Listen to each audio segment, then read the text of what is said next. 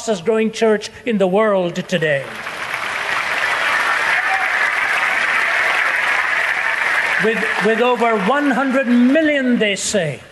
When I spoke at the prestigious Tsinghua University, which has produced all of their great scholars in their thinking a Marxist worldview, it was not at all accidental to hear them asking, leaning forward, about God, about what this means, what its intimations are, what its significance is. David Aikman, in his book on the delusion of disbelief, points out what's happening in the scholarly world today in China. So what I want to do with ladies and gentlemen is start off with this. How does the naturalist compare to the theist in the way they come to know anything? How do you know anything of an order that is outside of you and consider it to be believable and credible? There really are actually three ways that we divide this up without getting into some rigorous study of the certainty of knowledge. Number one is this: to claim a total objectivity or a transcendence, but that is physiologically, logically, and ideologically impossible. Let me explain that statement for you. Can you really get out of this box to a point of total transcendence, where your mind is working with a 100% objectivity, where you can make pronouncements about reality that are absolutely certain in a comprehensive sense about everything? But when you read some of their own statements, here's what you read. This is interesting. Huxley, writing in the 40s, I have motives for not wanting this world to have meaning. Consequently, I have assumed that it has none, and was able without any difficulty to find satisfying reasons for this assumption.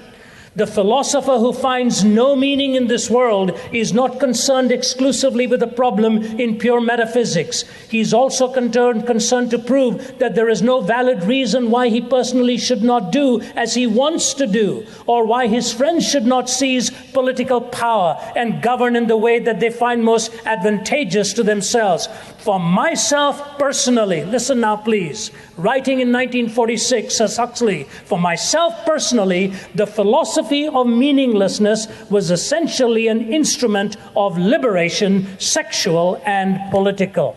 To assume that this world had no meaning freed me from any moorings of any kind. I wanted this world not to have meaning. Can a person like that be totally objective, totally transcending on pronouncements of ultimate reality? Listen, for example, to this statement that is given to us by Richard Lewontin, who's a geneticist. We take the side of science in spite of the patent absurdity of some of its constructs, in spite of its failure to fulfill many of its extravagant promises of health and life, in spite of the tolerance of the scientific community for unsubstantiated just-so stories. But David Berlinski comes out with this question: why should any discerning man or woman take the side of science or anything else under these circumstances?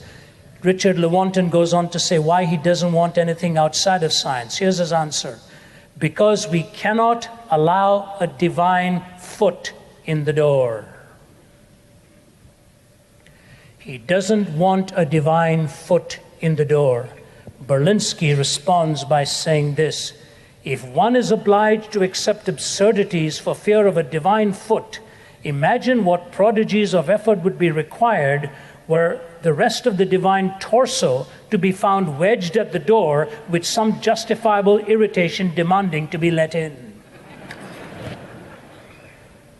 Berlinski is a secular thinker. So every time he's hitting against the atheists, he's hitting against the naturalistic worldview. He says, what? Lewontin is telling me that he would believe in the absurd because he doesn't want a divine foot in the door.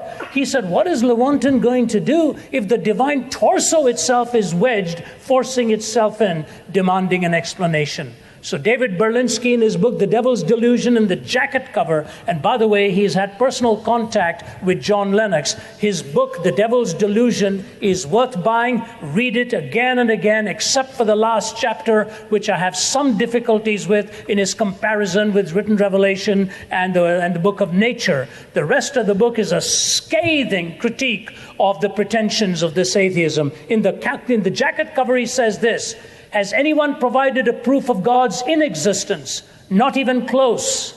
Has quantum cosmology explained the emergence of the universe or why it is here? Not even close. Have the sciences explained why our universe seems to be fine-tuned to allow for the existence of life? Not even close. Are physicists and biologists willing to believe in anything so long as it is not religious thought? Close enough.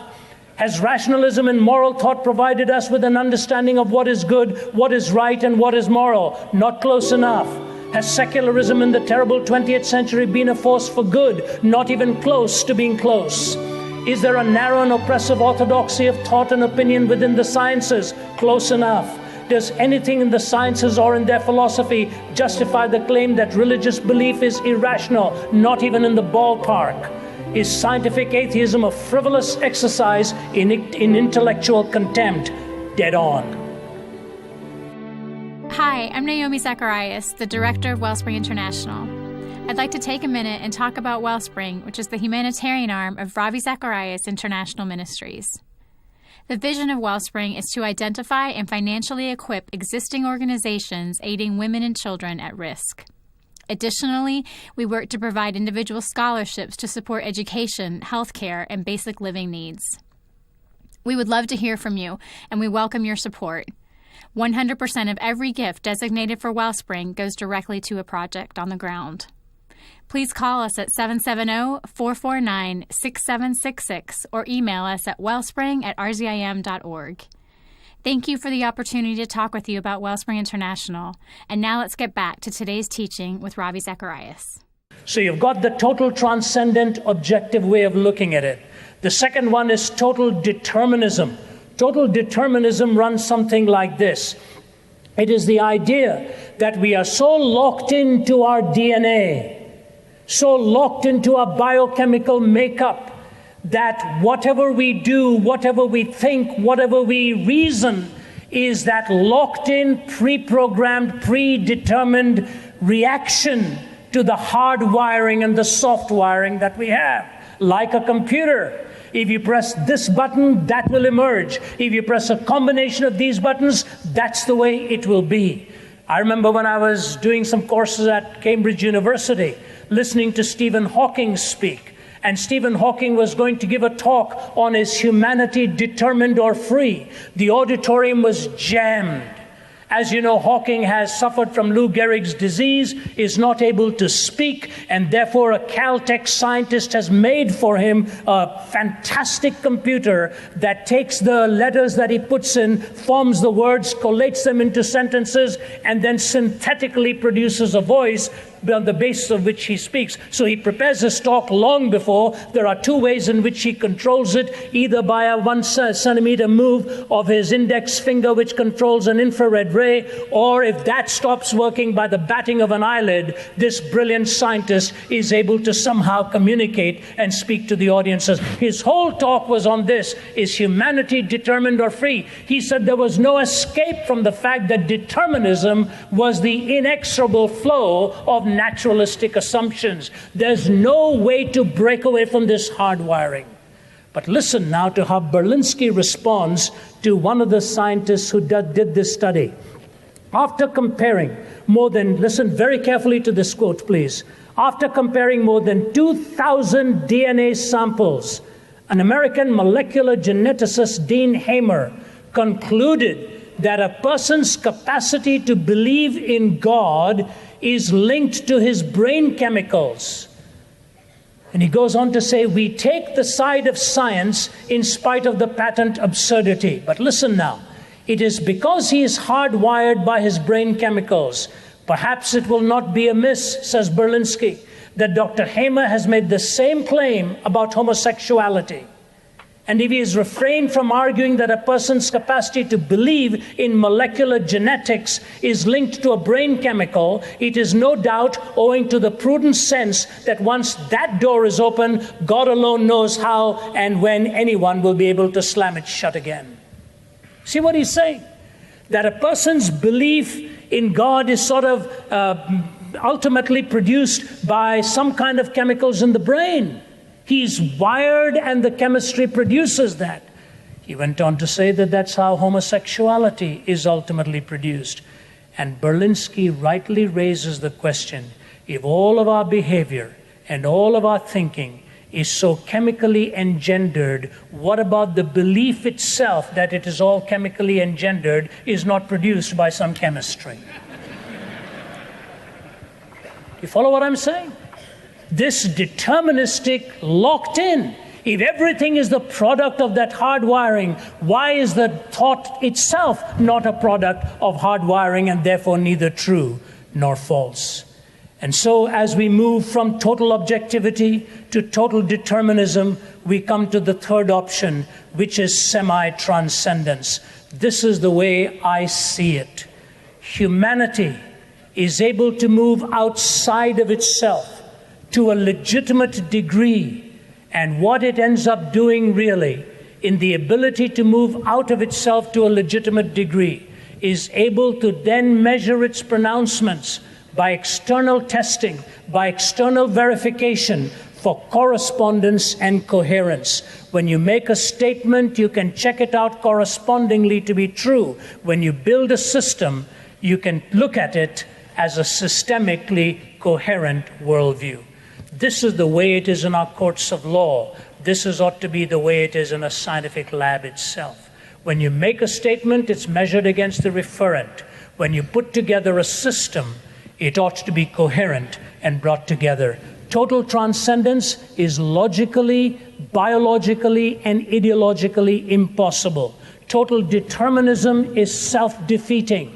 The semi-transcendent way is the only way where you're able to half rise outside of yourself, make meaningful statements about reality, and measure them up against the truth as they really correspond. I will check this out against what Jesus taught and said as we progress along. But what we are told by the scientists is ultimately this, that we cannot get out from determinism, but they make positions of absolute statement all along vitiating that principle as it begins, that they themselves are determined to say that. So I've penned this statement down. What the naturalist does is to claim total transcendence, an impossibility, while biologically driven to determinism, making a logically fatal move by attacking the only meaningful option of semi-transcendence and crucifying it with the psychological description of delusion. They look at you and me and tell us that we are ultimately deluded. So I want to move to this championing of their delusion cause and respond with the answers of Christ. The fact of the matter is this, that as we move and understand it, the term has taken on such coinage. Richard Dawkins wrote The God Delusion. Our friend Alistair McGrath from Oxford responded with the Dawkins Delusion. David Aikman wrote The Delusion of Disbelief, and David Berlinski, The Devil's Delusion. So the word delusion is floating around all over the place now, each one telling the other that he or she is completely deluded. I have present in the audience a psychologist who helped me get this from a book, The Essentials of Clinical Practice. Here's the definition they give of delusion, and I want to show to you at the end of it who is more deluded in their thinking. Delusions are the most extreme deviation in thought content. They are defined as fixed false beliefs that are maintained despite objective evidence and logical argument to the contrary. Furthermore, the belief is not one ordinarily shared by others who have similar educational or socio-cultural backgrounds. Let me repeat some words here. They are the most extreme deviation in thought. They are defined as fixed false beliefs that are maintained despite objective evidence and logical argument to the contrary. Furthermore, the belief is not one ordinarily shared by others who have similar educational or socio-cultural backgrounds. Now, They tell us that our belief in God is delusionary, that our faith in God is that one of a delusion. So let me start off with positioning two possibilities and then move to the argument for existence from God and ultimately show why it is the Christ who reveals to us that which is true, which is what the atheists are really resisting. Many, many years ago, when I was at university and doing my studies at graduate work, the biggest named atheist then was Anthony Flew. At that time, we had to read everything Anthony Flew had written. Now, of late, of course, Anthony Flew has disavowed his atheism and become a modified theist. He calls himself a deist. The irony of this is, had he changed his mind 30 years ago, it would have saved me an awful lot of reading, an awful lot of studies. Now, he is writing against Dawkins. He's telling us that Dawkins has not done his homework philosophically. But Anthony Flew, 40 years ago, wrote this. He would be embarrassed by it now, but this is what he said. Once upon a time, two explorers came upon a clearing in the jungle. In the clearing were growing many flowers and many weeds. One explorer says, some gardener must tend this plot. So they pitched their tents and set a watch. No gardener is ever seen. But perhaps, says somebody, there is an invisible gardener. So they set up a barbed wire fence. They electrify it. They patrol it with bloodhounds. For they remember about H.G. Wells and the Invisible Man.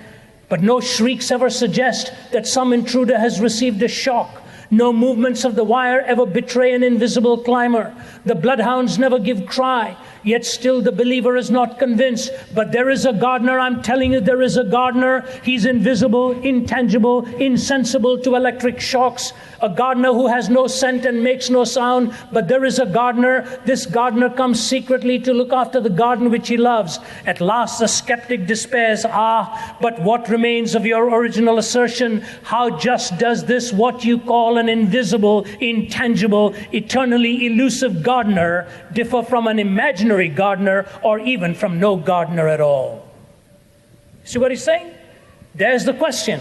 How does what you call an invisible, intangible, eternally elusive gardener differ from an imaginary gardener or even from no gardener at all? That was the question Flew posed 4 decades ago.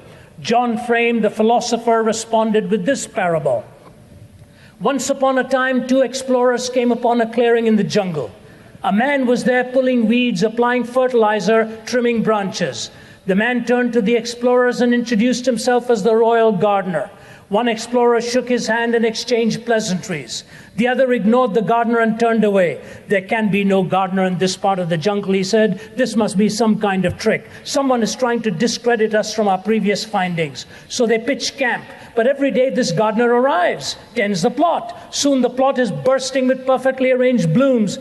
He's only doing it because we are here to fool us into thinking there is a royal gardener. One day the gardener takes them to a royal palace, introduces the explorers to a score of officials who verify the gardener's status. Then the skeptic tries a last resort. Our senses are deceiving us. There is no gardener, no blooms, no palace, no officials. It's all a hoax. Finally, the believer despairs. But what remains of your original assertion? Just how does this mirage, as you call it, differ from a real gardener?